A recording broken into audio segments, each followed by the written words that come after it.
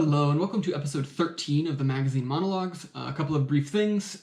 I mentioned in the last one that I'm using this generally as like a home office, home desk kind of thing. So I have this chair here instead of a kitchen chair.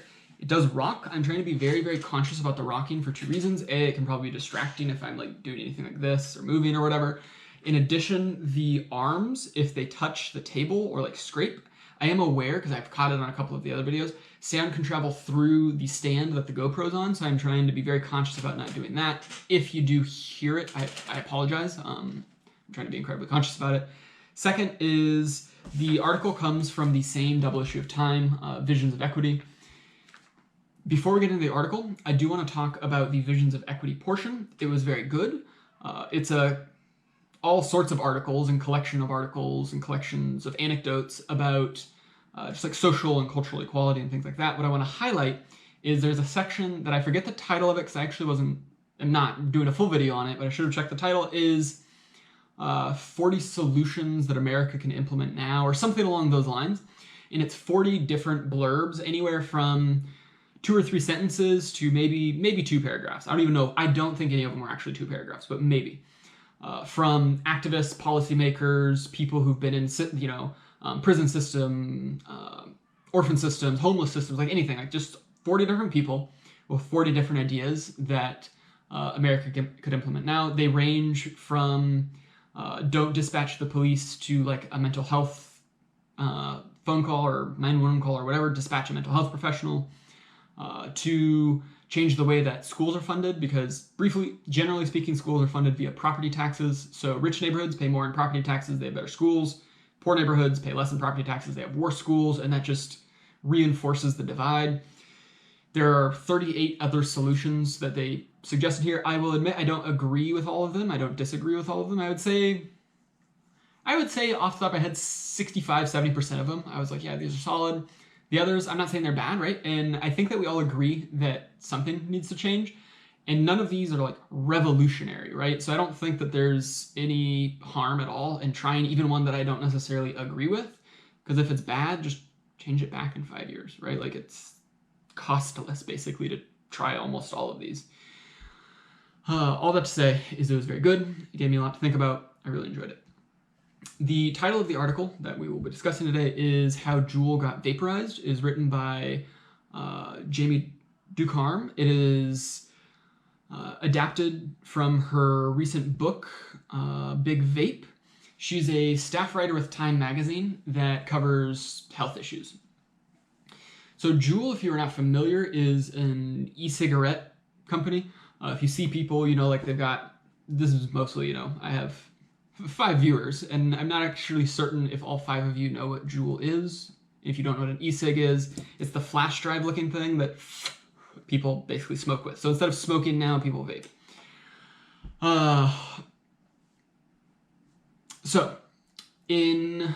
When they launched an ad campaign that, if you were around for the big tobacco campaigns in the, 40s, 50s, 60s, you know that big tobacco like sold using celebrities and parties and sex and coolness and all of that. Juul accidentally, I'm saying accidentally because that's the way that they frame it in the article. Who knows if it's accidental, which we will address that at the end of this discussion.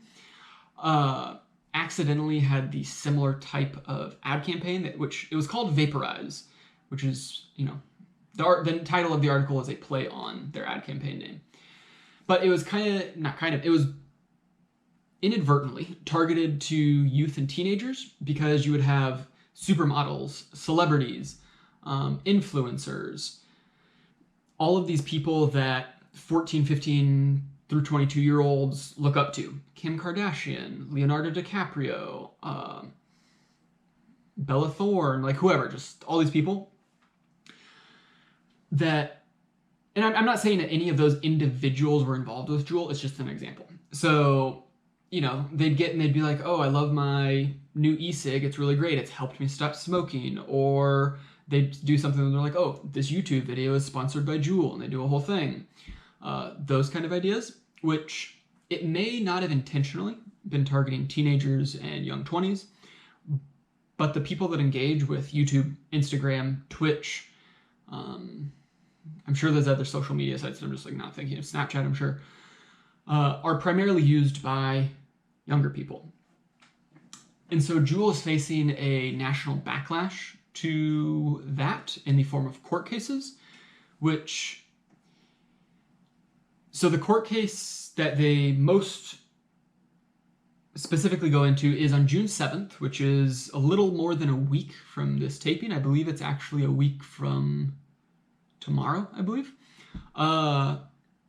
June 7th is the court case in North Carolina where the state attorney general is suing Juul to try and prove that they targeted teenagers with their advertising, which is not good.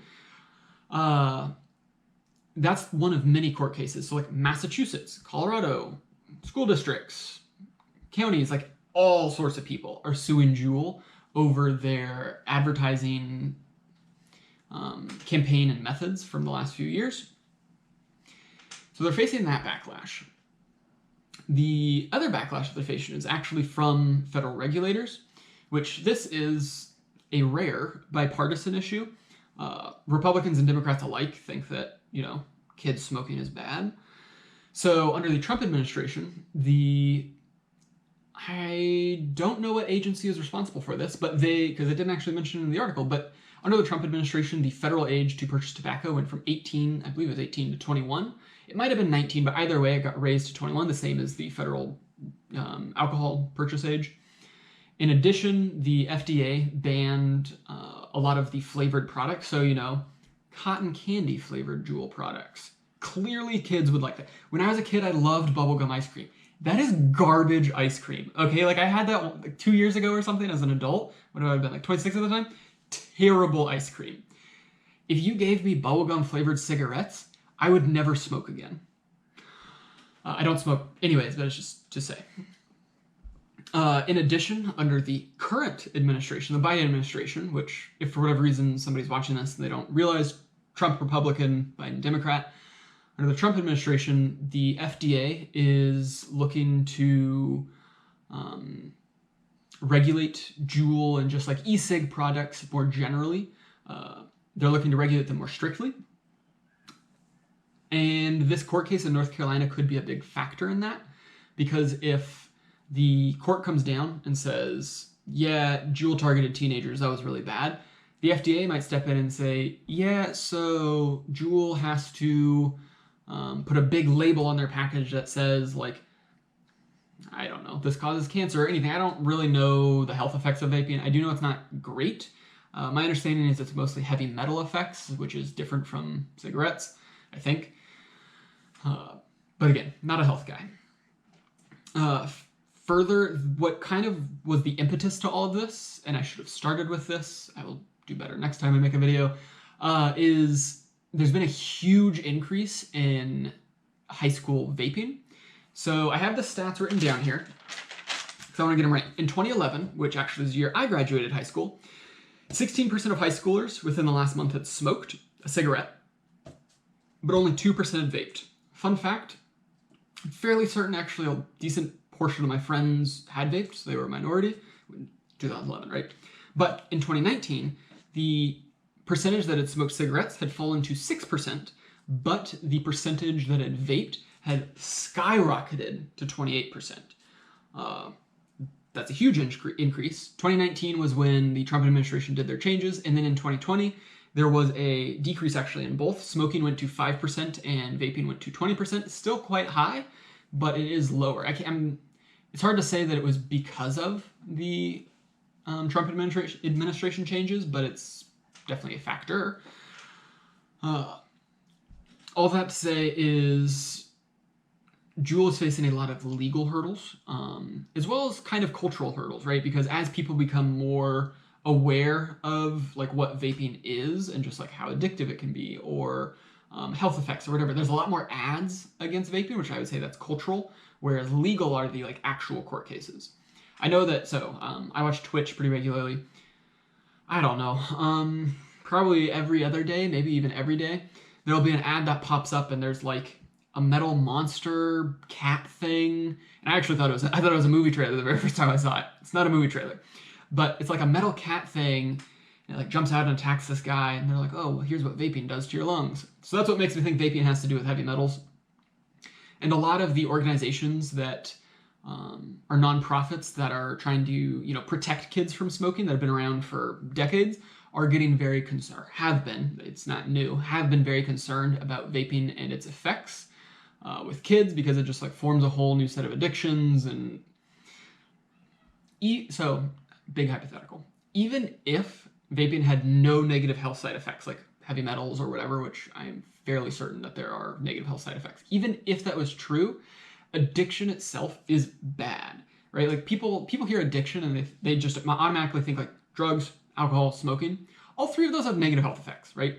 But like you can be addicted to, I don't know, all sorts of stuff.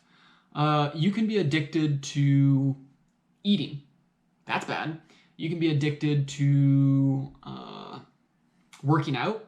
That can be bad. You can be addicted to work, bad. Addicted to porn, bad. Like addiction itself is not good. So regardless of health effects, the addictive qualities that exist within vaping nicotine products, not good. This one was a shorter article. I know I made the video a little bit longer. It was only about a 2, maybe 3-page article. I could be entirely misremembering as well. I liked it. I admittedly wasn't curious about why Juul disappeared. I hadn't even thought of it, but I'm thinking back to like my college years, which was when Juul launched, I think 2014, maybe 2015, somewhere around there, right? And immediately after, like Juuls were popular. Like I know a lot of people that had Juuls.